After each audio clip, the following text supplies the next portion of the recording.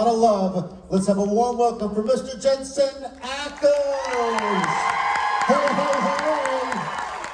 Hey, hey.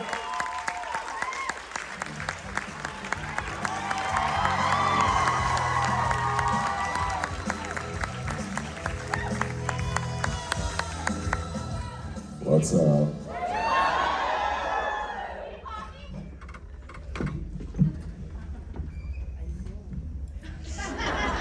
Hey guys!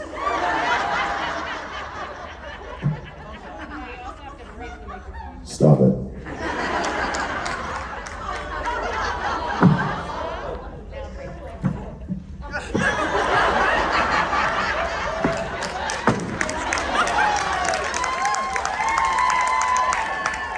We just got here.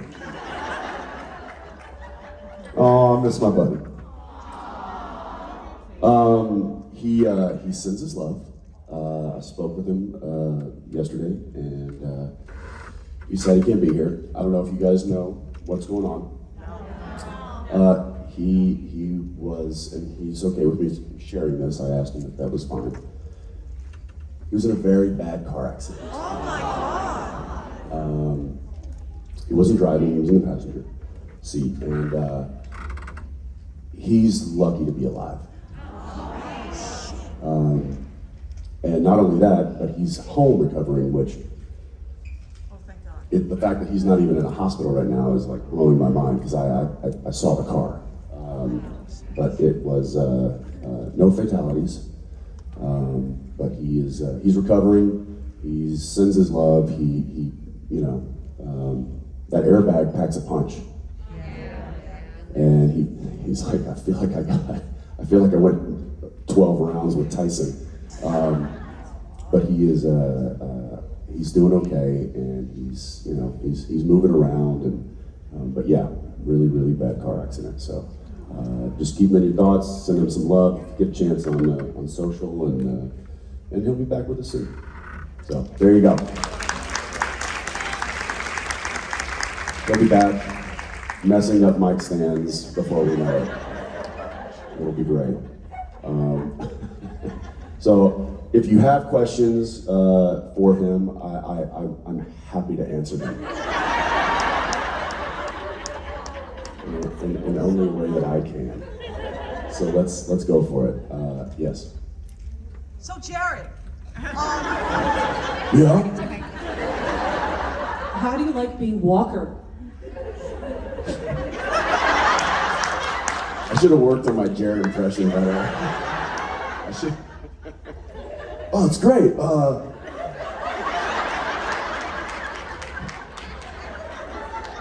I get to wear 2 belts, and who doesn't like that? It's like some frat guy. My serious question. Okay, sorry. All right. it's all good. No, I wanted to see that. The prequel. Yes, the prequel. Yes. We read the premise of it, and it seems a little bit further off from canon. I'm just wondering what your thought process was with that and whatnot, because I'm really interested to see kind of where it goes. Hook, line, and sinker. We floated those things out for a reason. There was a script that hit, and we're like, perfect. That's nothing. What is it? That's nothing like the real script. So with the prequel, there is, if you think about it, there's not a lot of canon that was established on the mothership, as we call it. But there was enough. And it was kind of glossed over, a lot of how Mary met John and how that whole situation happened. But the points that were made on Supernatural are kind of like our waypoints. So we'll hit those, but we'll hit them in a way that maybe we didn't expect.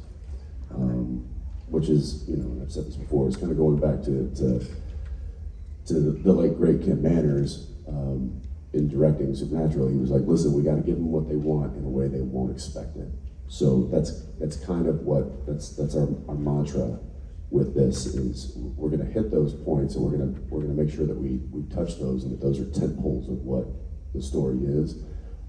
But we get to fill in the gap, and we're going to do it in a way that I think is well, first off, entertaining, but also services the lore that is supernatural. So. Yeah, my friends and I were a little worried. We're like, wait, what's going to happen? Are they gonna... Well, she said that her friends and her were worried about it, and so, yeah, look, I'm not some guy that hasn't been a part of Supernatural for 15 years, right?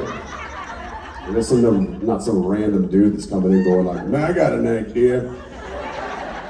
I'm sorry, what did you play? Yeah, exactly.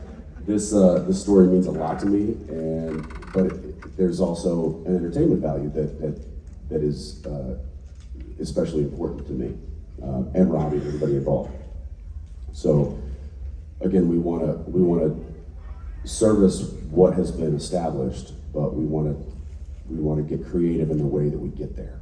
Okay. So that's the best way I can describe it without giving too much away. And when we get to the point where I can like share more, I'd love to just, hi, good morning. Good morning. Good morning, sorry. You're not crying like I am internally. Not yet, it's fine if you do, it's me. Just kidding. When, hopefully you guys do get to see this, and when you do, I can't wait to kind of give you the soft pitch of what I called Warner Brothers and said, I got an idea. And then CW and said, hey, what do you think about this? The elevator pitch, they call it, because that then kind of sets up where we're going. So hopefully I will share that at some point, but not right now. Well, thank you. I'm more excited for it now. Thank you. All right, all the way back with the plaid red shirt. Yeah, you. Okay, hi. First of all, I just want to say I'm a big fan of your wife. We have that in common. What? We have that in common. Yes. Lucky man. Anyways, so my question is, if she had to say that you were bad at something, what would it be? Like, not something that's like, oh, it's so cute that he's not good at that. Like, you're good at everything, so what's something you are genuinely bad at? Organizational skills. I'm very much a typical man. So Daniil had COVID last week, and had to sit out. We're down in New Orleans producing the pilot right now, and she and I have been on set every day. She tested positive. Had to sit out for 5 days per protocol. She's fine. She's fine.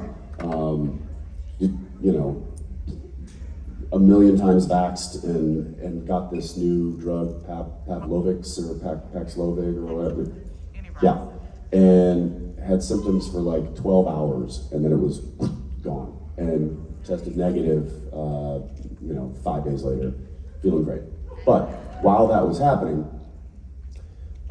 we're renting a house down in New Orleans because we were staying there for a month or so. So I moved into my daughter's room, and she quarantined in the. Of course, she took the primary bedroom, as it should. Had it been me, I'd have been in the backyard, just so we're clear. She'd be like, "Oh, you got to move out. Like that's." You got to get a hotel room. No, she gets to hang out in the big suite and like the nice bathroom, and I'm on the 3rd floor in a kid room. But that's fine. Anyway, my point being is that she came up there a few days later, and it's as though my stuff exploded in my daughter's room. Amongst my 8-year-old stuff had exploded as well. She runs a tight ship, like a tight ship. And when things aren't in order, she fixes them, or at least makes people fix them quickly. That's probably what she would say. She's like, he needs to tidy himself up. So that's, I'm okay with that. I'm all right with that. And I try, I really do. Like the dishes and stuff, I just put them in the sink and I'm like, that's good. That's off the table, rinse them in the sink, boom. Gold star.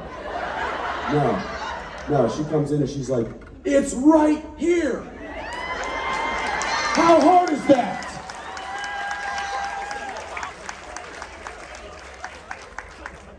I'm like, but that's not here. I don't think like that. That's one that I can think of right now. I'm sure she has many other complaints, but what's that? Reason 1,000 why you love to kneel? Yeah, well, I've got a few thousand more, but yes. Thank you. How about right here? Yeah, that's the best reaction.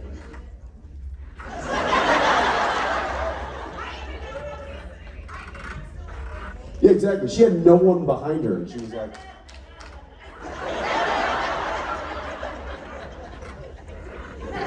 sorry, hi. Hi. Thank you for last night. Thank you for last night.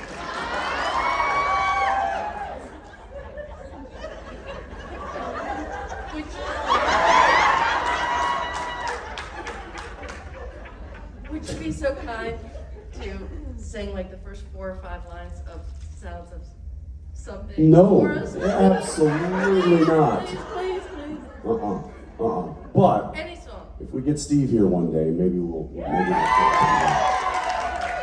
Steve is actively working in the studio as we speak on our 3rd album. How about 2 or 3 lines from Simple Man? Stop it! I gave you last night. Was last night not enough? She's like, no. No, it wasn't. Oh my gosh. Alright, let's go over here. Hi, okay.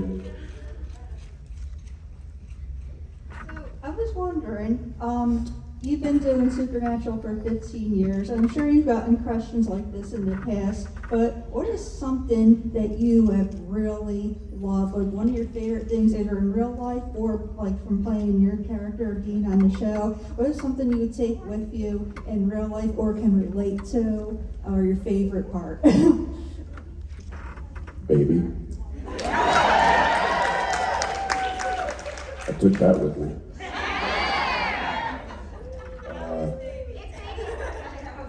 And look, that character is Dean's a part of me, you know. Like as much as actors like to be like, oh, that was something that it was an existential thing. No, Dean was a hyped up version of a part of me. So, people are like, oh, I can't believe Dean died. And I'm like, no, Dean didn't die. I mean, he's right here. I got him. He's a part of me. I mean, you don't play somebody for 15 years and not have that. It's not even a relationship. It's it's a version of me.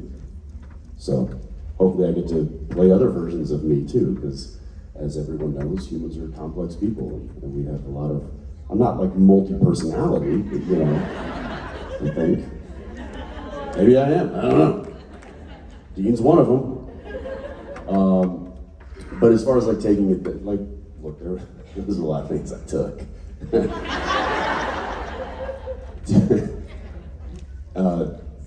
When I directed Walker, they wanted to put in all these like Supernatural Easter eggs, right? And I was like, well, I have the cooler, and I have this, and I have that. And they're like, geez, klepto, like what?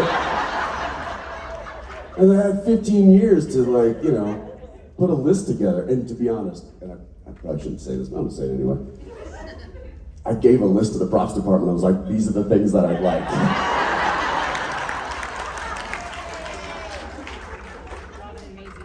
So baby showed up with a trunk full of shit.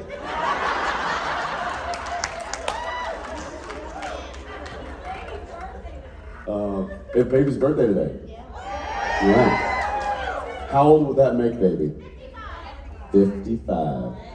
55! It's 65, I know, but I just had to say that. Based on your answer, Hang on, wait for a mic. Jeez, Kayla, come on. based on your response when you saw the baby go by, would you like some Pedialyte? Sounds like you need a little recovery. Look, you don't get on stage and, sing your heart out without having some courage. And that courage doesn't come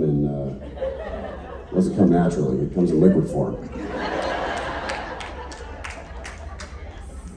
And I'm a strong believer in it. Thanks. Do you have a question? No, you don't have a question? You're just like, hey kid, you need some Pedialyte? I got you. Thanks, Krista. All right, let's go over here. Yes. Yeah, you.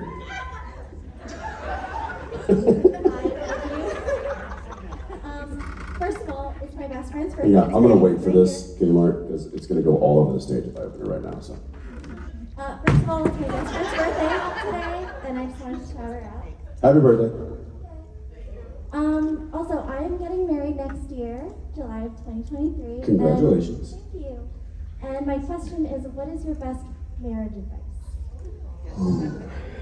Don't do it. Let her have the benefit. That's the obvious one. No, I'll give you a piece of advice that I was given that I think made a lot of difference.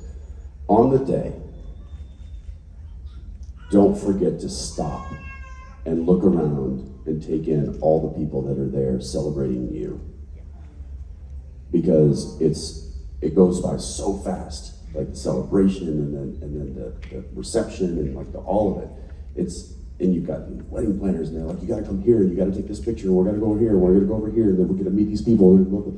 And it's stop with your bridegroom, I don't know, and just take a moment and observe the scenery.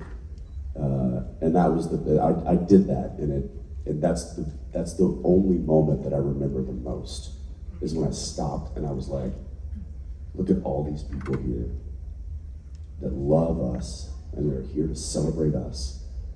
Except for that table, they're just here for the free bar.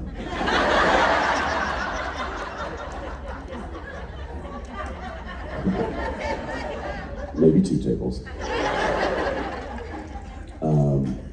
Don't forget to do that. All right? And then as far as marriage going forward, good luck. It's a battle. It's a battle. Love is a battlefield. Love is a battlefield. That's right. Yes. Right here, red shirt.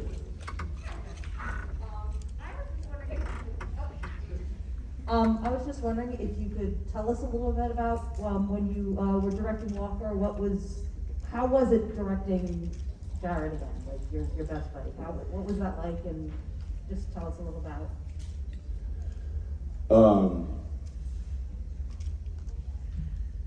I mean, Jared and I are going to have a shorthand for the rest of our lives. Period. You don't spend that much time with somebody and work with somebody that long, and not have a deep-rooted communication level. So me giving him notes kind of turned people. People were like, what? Like I would give him like director acting notes by quoting a movie to him, like that kind of stuff, and he'd be like, yeah, got it. I'd be like, Jared, hey, on this next take, shake and bake. Meanwhile, people were like, what? Where's that? Or I would just be like, Jared. I'd be like, got it, okay. Does anybody know what that means? No. Speed it up. That's it. With everybody else, I'm like, okay, listen, when so-and-so says this, I just need to like, let's ramp that up a bit. Let's like get through that whole conversation much quicker. Let's get the pace going. You know, I'll explain it. Jared, literally, hey! And he gets it, he's like, got it. So with him, it's so easy. It's just easy. It's like, you know, I'm gonna make a sports reference because that's what I do. You know, it's like somebody who's played ball with another person for so long. Like they know where they're gonna be, they know what they're gonna do, they know that they know what they're going to do. So everything is just, it's in harmony. And Jared and I are gonna be in harmony for the rest of our lives. That's just how it is.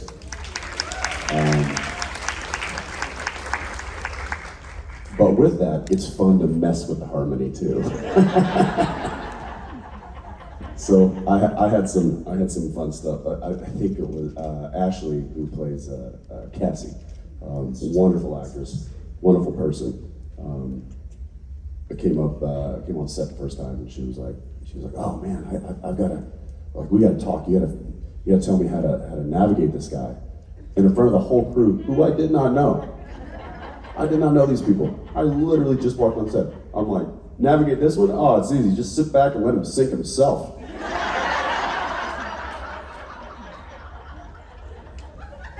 Everyone was like, oh. I'm like, right? Am I, oh. Jokes. That's what we do. Well, it's gonna be a long 7 days.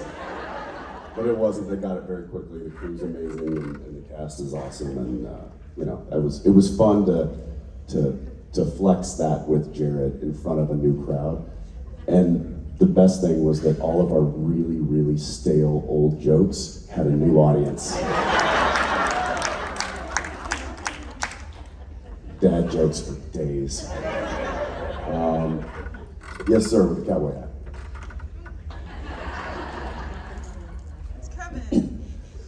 Hey, Jensen.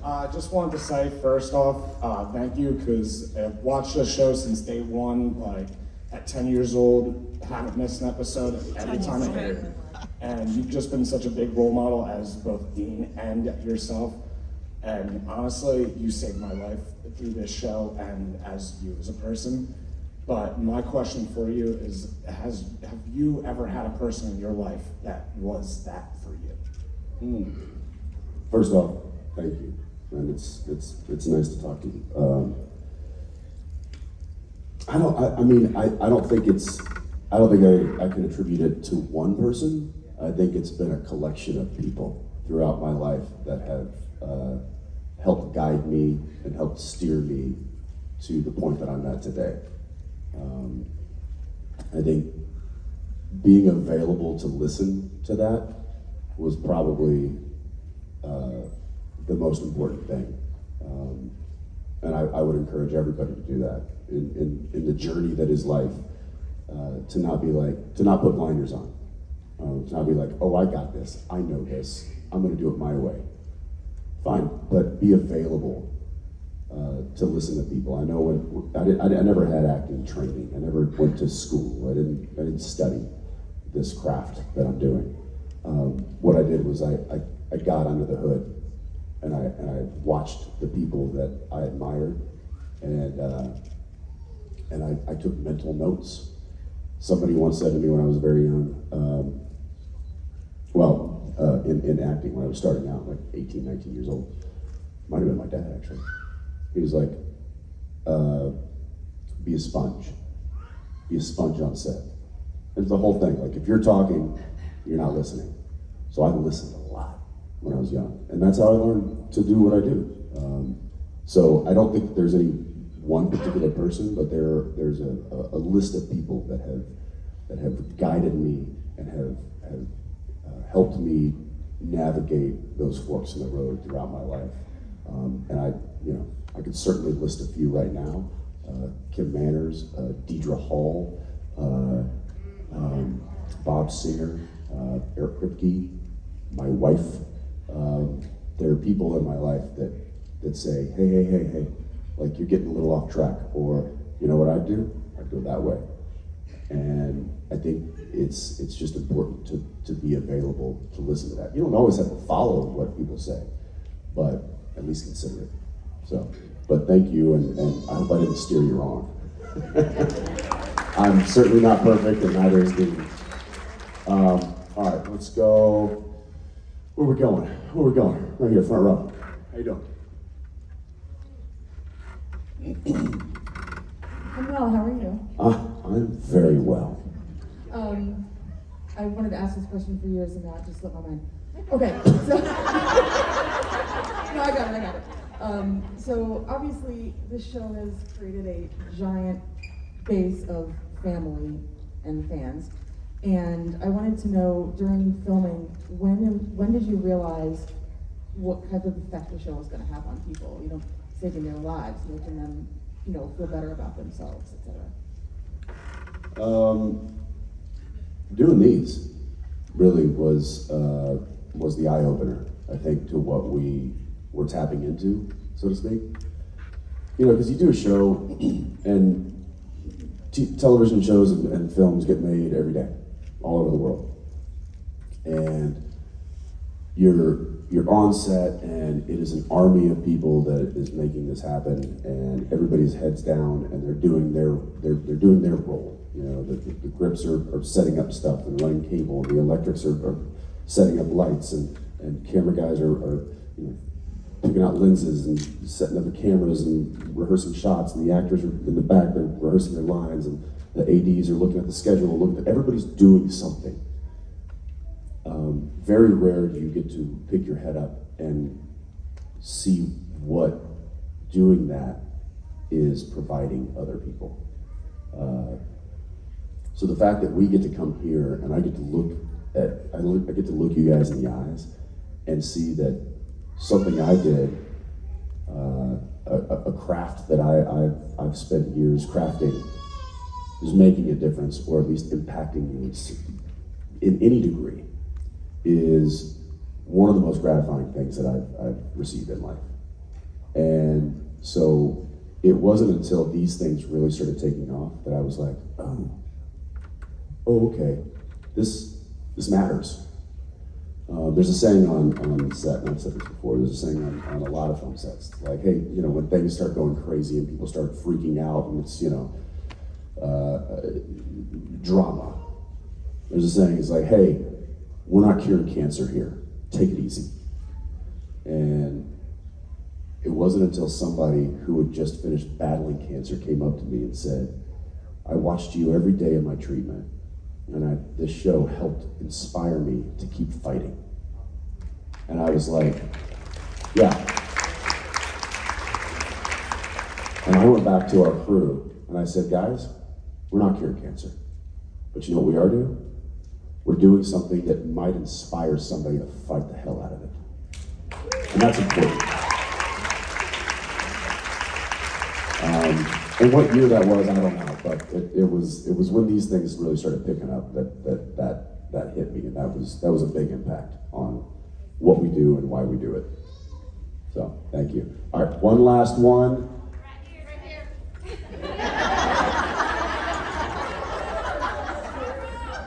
Gotta love Jersey, which is vocal. Like, right here. I got your last one. Right in here. All right, let's hear it. Stand up, we got a mic coming for you. Jersey. Gotta love it. Which is funny because I'm not even from here. Of course not. But you're embracing the culture. Yeah, why not? What's up? So it is clear that Dean has a strong bond with Cass, and he cares for him a lot. Mm-hmm. But he doesn't, you know, he's a man of action. He's not a man of words or, you know, tell him, you know, things that he might tell him. If Dean were to write a letter to Cass about things that he appreciates, that, you know, he is what he does for, not, you know, for Dean mostly, but for everybody else, for Sam too, what do you think Dean would say? He wouldn't write anything. Because Dean doesn't do that, nor do I. I've gotten so lazy now, I'm doing like the voice text messages. You know, I was like, I don't even text anyone. I'm just like, hey, listen, I'm running late.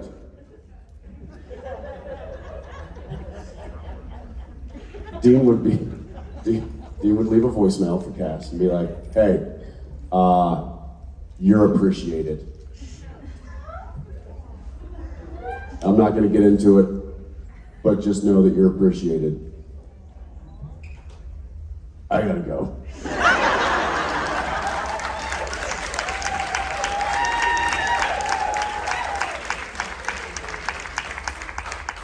How do you stop this thing? So it's like real life with you and like the. So it's real life. See, again, Dean, right here. I got it. It's not that far off. It's not a stretch. I have so many jokes that I could just throw Misha under the bus right now, but I'm not going to. Stay tuned, because later I might. Bye, guys. Thank you.